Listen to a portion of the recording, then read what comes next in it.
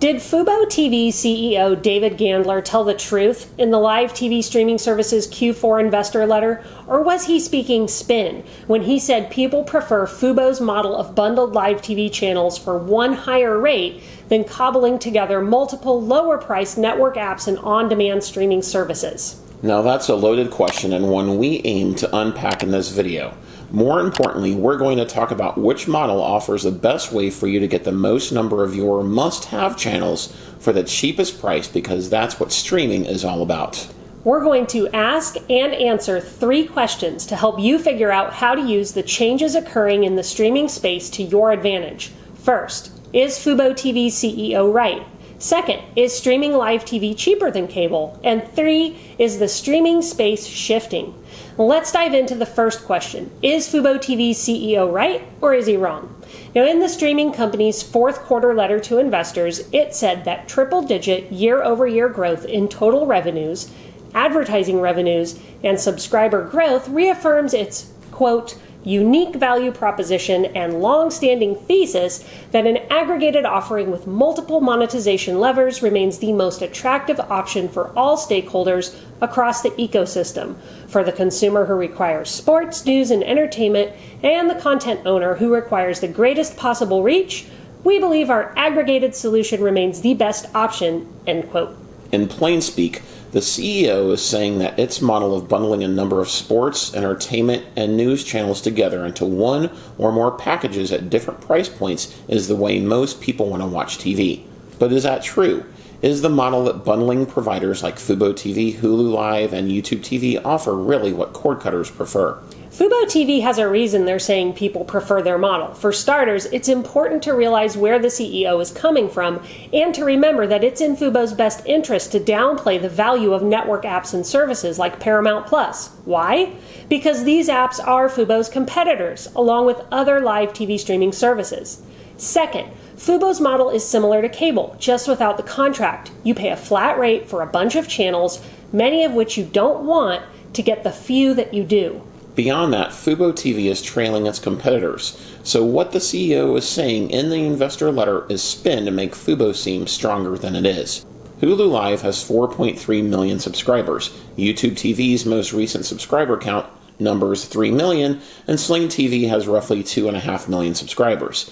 Even after the growth it saw last year, fuboTV still only has 1.3 million subscribers. Fubo is a sports-centric live TV streaming service, but what stops some short from subscribing to it over YouTube TV is the fact that Fubo doesn't carry the Turner networks.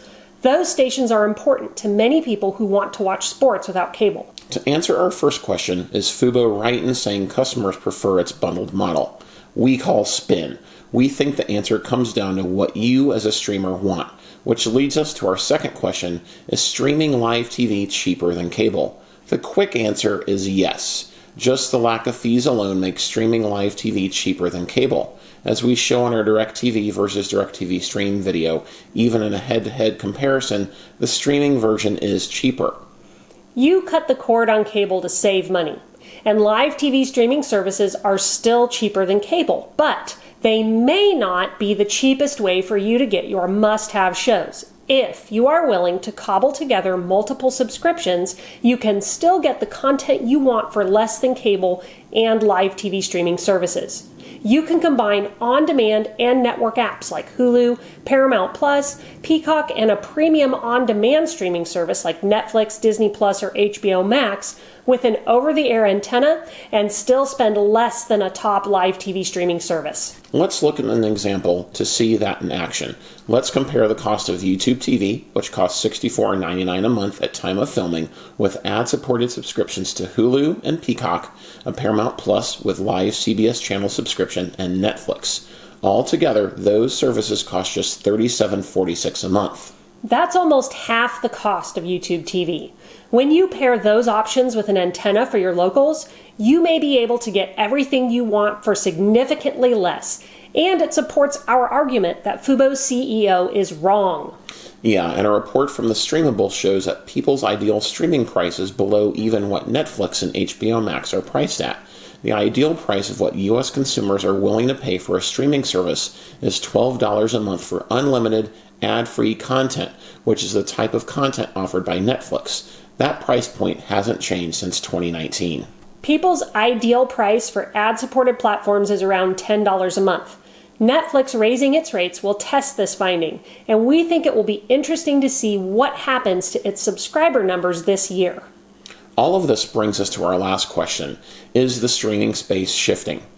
If we take those ideal price figures we just mentioned into account, along with the strong rise in ad-supported free live TV services like fuboTV and Tubi, it might seem like the streaming space is shifting away from live TV streaming services. We do think we are going to see a shift away from those services, but not a precipitous one in the beginning. People still love to stream live sports, and those are largely available through live TV streaming services. As we showed in our How to Watch March Madness video, you need a live TV streaming service like Sling TV to watch the NCAA championship game and Final Four, since those are on TBS this year. Beyond that, Cord Cutters News reported that live sports streaming now accounts for 30% of all connected TV streaming. For a long time, live sports was what kept cable alive. Now, the sports crowd is shifting to streaming. Many people are going to want to stay with live TV streaming services, but where we do think we're going to see a shift is toward cobbling.